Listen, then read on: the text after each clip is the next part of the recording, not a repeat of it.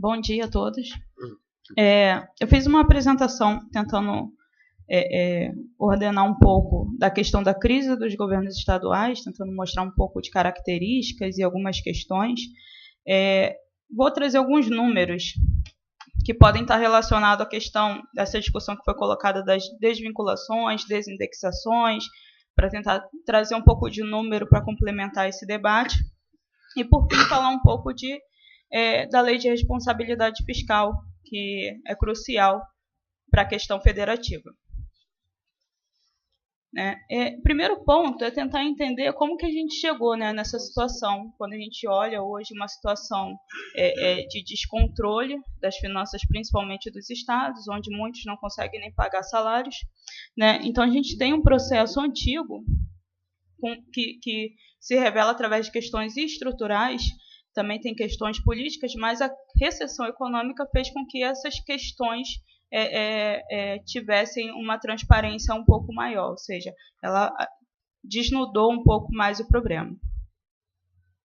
Então, quando a gente olha essas questões, a gente começa com as questões conjunturais. A gente teve uma forte recessão econômica e isso fez com que a principal receita, a fonte de receita própria dos estados, caísse de forma brutal.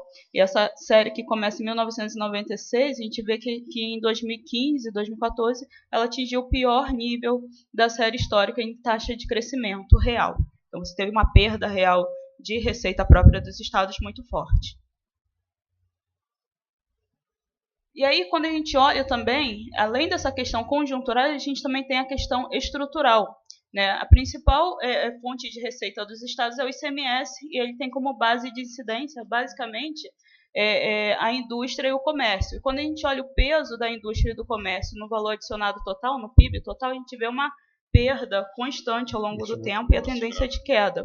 Ou seja, você tem uma redução da base de incidência do tributo estadual. Além disso, você tem questões políticas, de reajustes salariais, de contratação de servidores, junto com questões estruturais, que é a piora do déficit, que gera a piora do déficit atuarial dos governos estaduais e dos municipais. Quando a gente olha a relação entre inativos e pensionistas sobre ativos, a gente vê uma relação de piora ao longo do tempo. Além disso, você tem estados que gastam mais de 70% dos gastos só para pagar folha.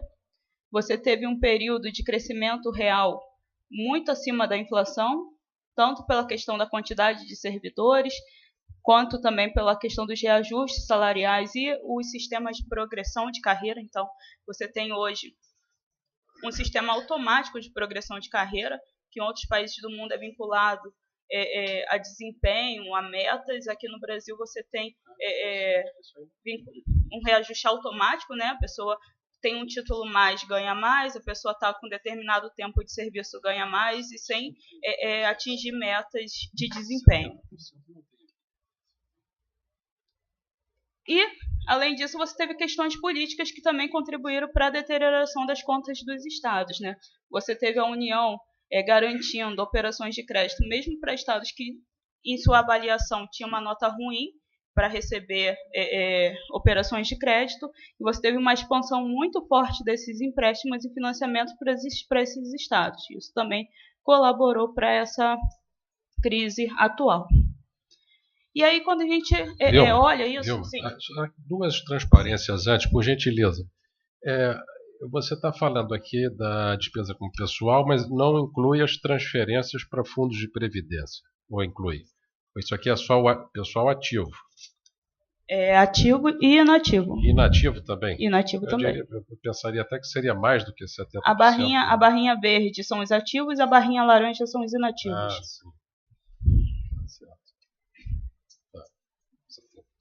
E aí, quando a gente olha, a gente também tem que levar em consideração essas questões. Como que os estados vão conseguir organizar seus gastos diante de um cenário de vinculações, indexações, tanto no âmbito dos estados quanto no âmbito da União? Então, aqui eu trouxe só alguns números para poder ilustrar um pouco dessa relação.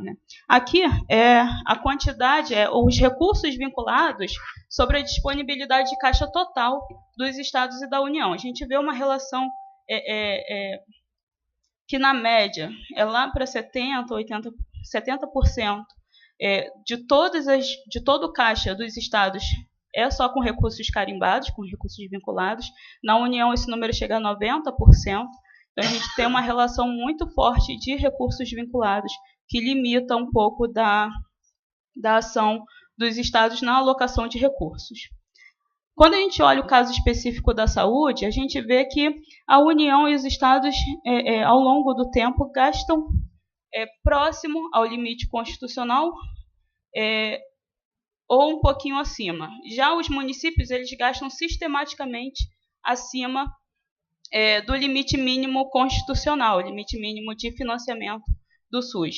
Isso mostra um pouco da questão da demanda, né? Você tem uma vinculação, essa vinculação ela não depende só de quanto que você pode gastar. Às vezes é necessário você gastar muito mais, como também pode ter casos que você precise, que você não precise gastar tanto. E quando você tem um recurso vinculado, essa obrigatoriedade, se você vê que você gastando menos, você consegue atingir o mesmo objetivo, você, por obrigação legal, você tem que gastar mais do que o necessário, em alguns casos. Nos municípios é sistemático o gasto acima do mínimo constitucional. Aqui, detalhando um pouco, a gente vê que, detalhando um pouco dos 90% das vinculações da União, a gente vê que o grosso dessas vinculações é com as operações de crédito. E a gente nota também que a União gasta muito mais com educação e gasta também acima do mínimo constitucional com saúde, só que numa proporção um pouco menor. Só que além das vinculações, você desvincular não necessariamente vai aumentar a flexibilidade em organizar o orçamento fiscal, né? Quando a gente olha as indexações, elas são diferentes das vinculações. Você pode ter os recursos desvinculados, mas ainda assim ter necessidade de fazer alguns gastos obrigatórios. Isso está relacionado basicamente às suas indexações. Então, quando a gente olha aqui as indexações da União, a gente vê que 73% da despesa primária é indexada ou ao salário mínimo ou ao INPC. Então, você tem um volume muito forte, uma rigidez muito grande do gasto que limita um pouco a alocação de recursos. E aí, agora, falando um pouco da Lei de Responsabilidade Fiscal e essa crise, né? A gente tem hoje, como o pressuposto, o princípio da Lei de Responsabilidade Fiscal é prevenir riscos e corrigir desvios, né? Através de metas e limites. Ou seja, a gente tem uma situação de total desequilíbrio das contas estaduais e você nota que o papel principal da Lei de Responsabilidade Fiscal seria prevenir e evitar esses riscos que hoje que não ocorreu. Por que isso não aconteceu, né? O que aconteceu para a falha da Lei de Responsabilidade Fiscal? O primeiro ponto que eu destaco é a questão dos tribunais de conta. Cada tribunal de conta tem um entendimento próprio de como que deve ser apurado os indicadores previstos na Lei de Responsabilidade Fiscal. Isso gera uma desinformação quanto ao indicador, quanto à real situação dos estados. Então, quando a gente olha um indicador harmonizado pela STN, um indicador oficial que é auditado pelos tribunais de contas, você nota uma discrepância muito grande e, em geral, o número, que é a bolinha cinza, o número dos estados, muitas das vezes fica acima do número harmonizado. Quando a gente olha também o número de resultado primário, o critério do Banco Central e o critério oficial para a Lei de Responsabilidade Fiscal, a gente também vê discrepâncias muito grandes. Alguns estados reportam superávit, quando a gente olha o critério do Banco Central é déficit. Então, você não tem uma clareza das contas fiscais, isso também dificulta a você prevenir riscos e corrigir desvios. Além disso, como eu coloquei anteriormente, você teve questões de opções de política de expansão de crédito, de operações de crédito, aumento de endividamento dos estados e municípios, mas você tem uma meta, um limite máximo de endividamento que é 200% da receita corrente líquida. Hoje, somente 2 estados estão acima desse limite e a média é muito baixa. Ou seja, a média é cerca de 70% da receita corrente líquida. Você tem estados que têm incentivos a aumentar o seu gasto, o seu endividamento, dado um limite muito elevado. Além disso, você nota que mesmo os estados que estão dentro do limite previsto na lei de responsabilidade fiscal, eles não conseguem pagar suas dívidas, né? Você tem vários estados que não pagaram sua dívida com a União, e a União teve que honrar, com os credores, e a União teve que honrar esses empréstimos. Colocando mais um ponto importante na lei de responsabilidade fiscal, você tem muitas normas que ainda não foram implementadas, né? A lei de responsabilidade fiscal prevê que seja criado um conselho de gestão fiscal, justamente para padronizar essas informações, esses relatórios, e até hoje tem uma lei lá de 2000, do ano da criação da lei de responsabilidade fiscal, e até hoje não foi implementado. Está em tramitação, mas ainda não foi aprovado. A gente tem a instituição fiscal independente, só que a instituição fiscal independente ela é completa, tem atividade, uma composição completamente diferente do que o Conselho de Gestão Fiscal. Né? Então, assim, resumindo, a lei de responsabilidade fiscal ela precisa de alguns aprimoramentos. A gente precisa que algumas coisas sejam implementadas. Existe a necessidade de você fazer outras reformas, né, além de um aprimoramento das regras de implementação do que está previsto na Lei de Responsabilidade Fiscal, como, por exemplo, uma revisão da Lei 4.320, que é um aprimoramento das normas gerais de orçamento e contabilidade, né, que a gente consiga permitir uma comparação com a contabilidade privada, por exemplo. Existe a necessidade de outras reformas estruturais. Como eu coloquei, a crise dos governos estaduais ela depende também de questões estruturais. Então, mesmo que você melhore as regras, desvincule o orçamento, você precisa de outras reformas para permitir que os governos consigam superar essa crise. Então, você tem a necessidade de uma reforma de previdência, você tem uma necessidade de uma reforma tributária, você tem necessidade de uma reforma de orçamento, reforma administrativa e por aí vai. Então, assim, quando a gente olha num contexto geral, para a gente superar essa crise, a gente precisa, de fato, mudar o padrão, né? Mudar o paradigma, não basta apenas fazer correções pontuais. Então, é de suma importância a gente conseguir avançar nessas reformas. E para complementar um pouco do que o professor Carlos colocou, em relação à questão de reformas micro, na questão de desvinculação. Eu acredito que a gente precisa, para enfrentar essa questão do novo pacto federativo, a gente tem que unir tanto uma reforma macro como uma reforma micro. A gente precisa saber o impacto social das desvinculações e não só o impacto macroeconômico. Então, a gente precisa melhorar nossos indicadores, melhorar nossa gestão, melhorar a eficiência do gasto para permitir uma melhor alocação de recursos, né? Então, é isso.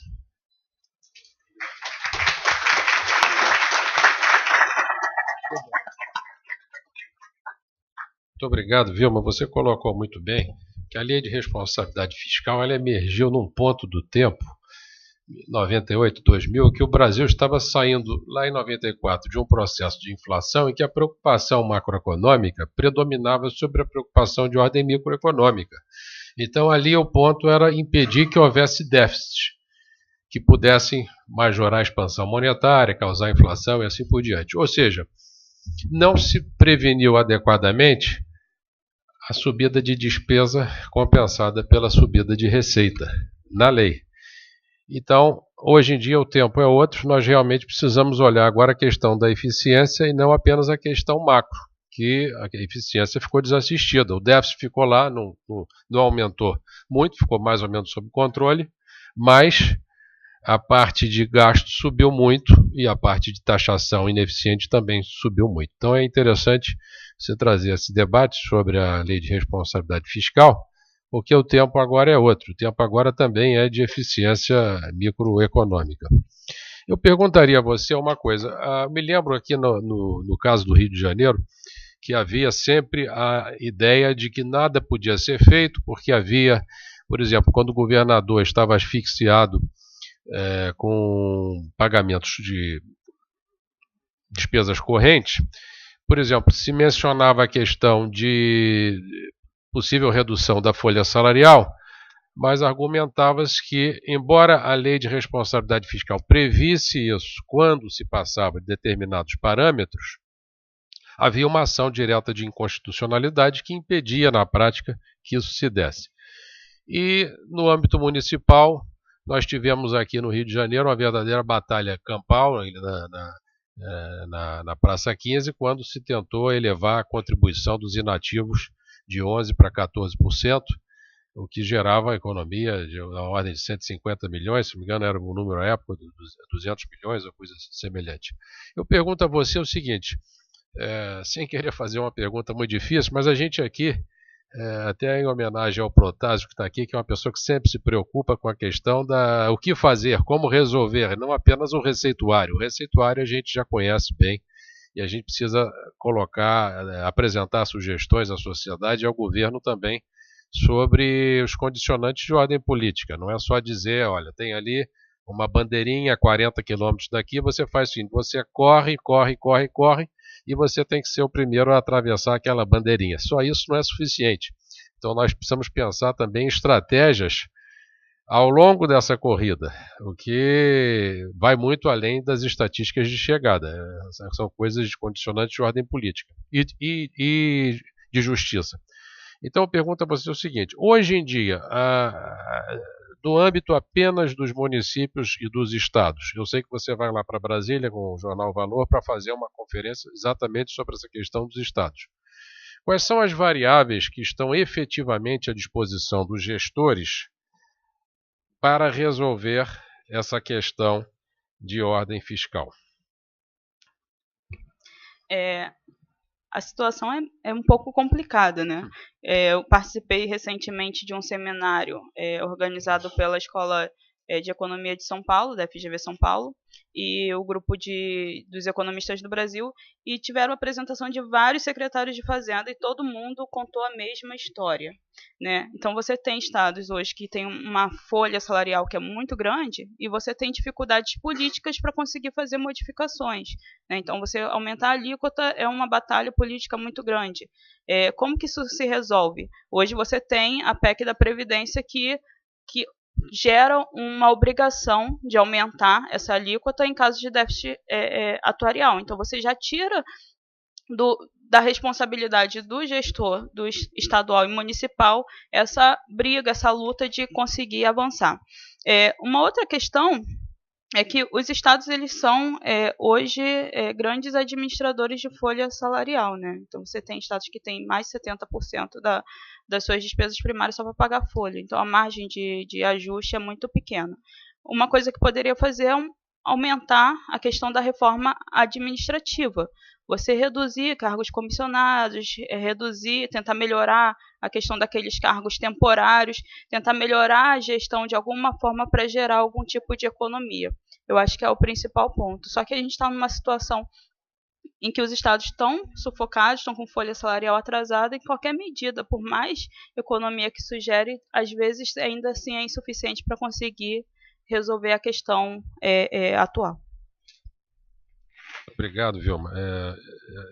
Nós temos exatamente, aparentemente, uma possível solução, que é o auxílio vindo de cima para baixo. Quer dizer, o governador e o prefeito tendo uma medida que é feita no âmbito do Congresso Nacional e que possivelmente incluiria, mas a gente não sabe se vai incluir, a necessidade de austeridade fiscal para estados e municípios, simplificaria, a princípio, a questão política no âmbito dos estados e municípios.